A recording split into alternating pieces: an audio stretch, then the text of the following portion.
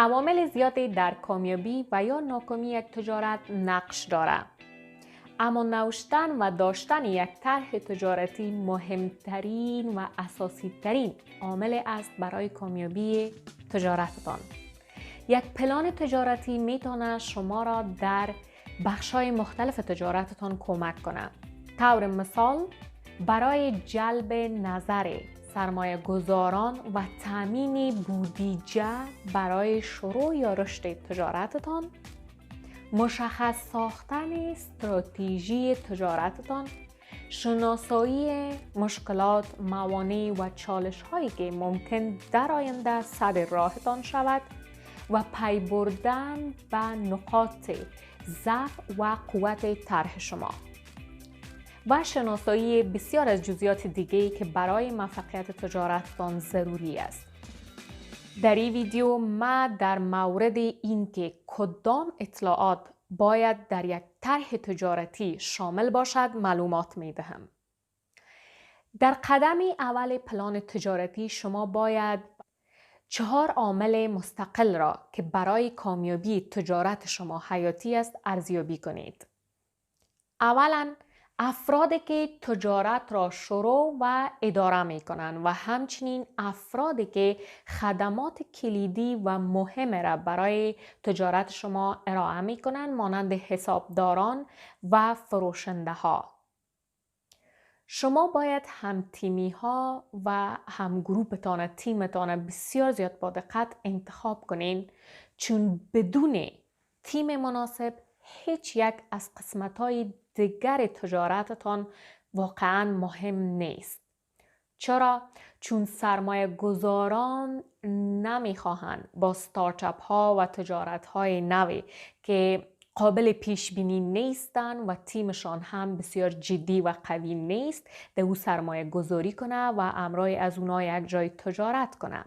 سرمایه گذاران خطرپذیر و بزرگ جهان میگویند که اونا بالای مردم سرمایه گذاری میکنن و نه ایده ها. چرا؟ به خاطر از اینکه اونا معتقد هستند که یک تیم قوی حتی اگر یک ایده خیلی ضعیف هم داشته باشن او را میتونن به یک تجارت بسیار خوب مبدل بسازن. فاکتور دوم فرصت ها. ای که تجارت شما چی است، به چی کسانی خدمت میکنین و یا محصولتان به چی کسانی است و چگونه و با چی کسانی رقابت میکنین. آیا تجارتتان رشد میکنه و اگر میکنه با چی سرعته؟ اقتصادش چگونه است و چی کسانی و یا چیزهای مانع موفقیتتان می شود. هنگام نوشتن پلان تجارتی از خود بپرسید آیا بازار محصول یا خدمتی که ما ارائه می دهم بزرگ و به سرعت در حال رشد است؟ چرا؟ زیرا اگر وارد یک بازار بزرگ و با رشد سریع شوید می توانید سهم بیشتر داشته باشید و شما هم زود رشد کنید. و فاکتور آخری هم ریسک ها. باید بازار را به درستی ارزیابی کنین و ببینین که چی ریسک های امکان دارد در آینده به تجارت شما رخ بده و شما چگونه به او پاسخگو می باشین.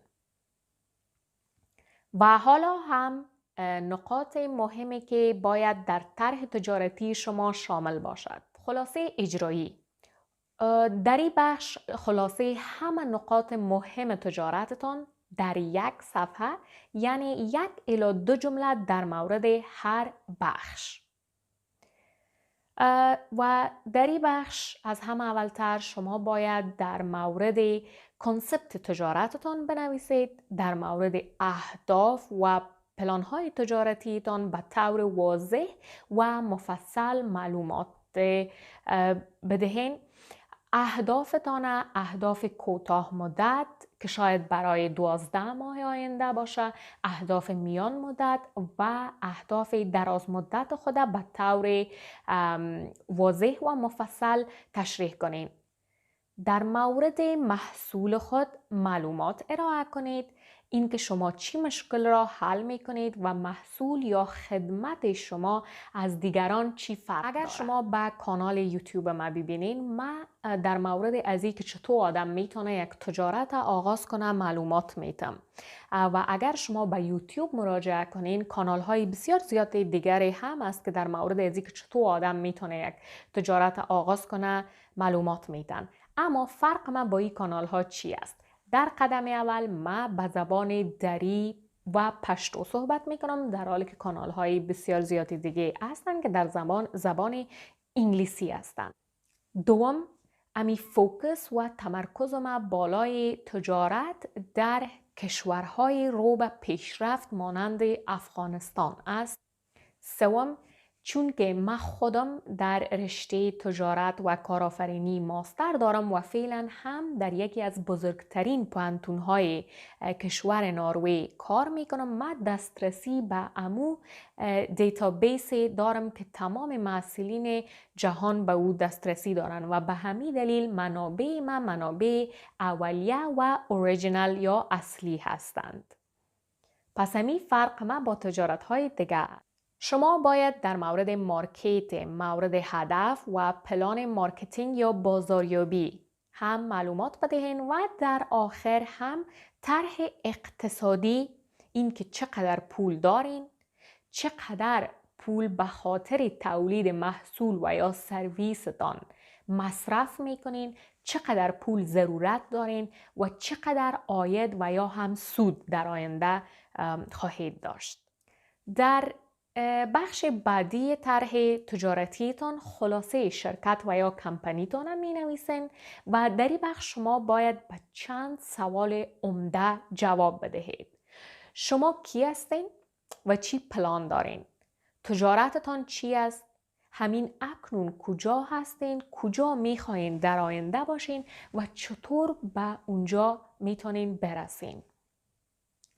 در بخش بعدی در مورد ساختار تجارتی، در مورد تیمتان، ویژن، میشن و اهدافتان و نحو عمل کردتان، اینکه چی نوع محصول و یا خدمات خود به مشتریانتان میرسد. یک بخش دیگه که بسیار زیاد مهم است و باید در طرح تجارتی شما شامل باشه، اطلاعات در مورد تیمتان است. قسمی که من قبلا هم گفتم تیم بسیار مهم است، پس باید شما در مورد تجربه هم تیمی هایتان در این بازار با این محصول و ای که چی تحصیلات دارن و چگونه امی تحصیل، تجربه و شایستگی ها و مهارت هایی که دارن به این تجارت مرتبط است و در آینده میتونین یک تیم موفق باشین.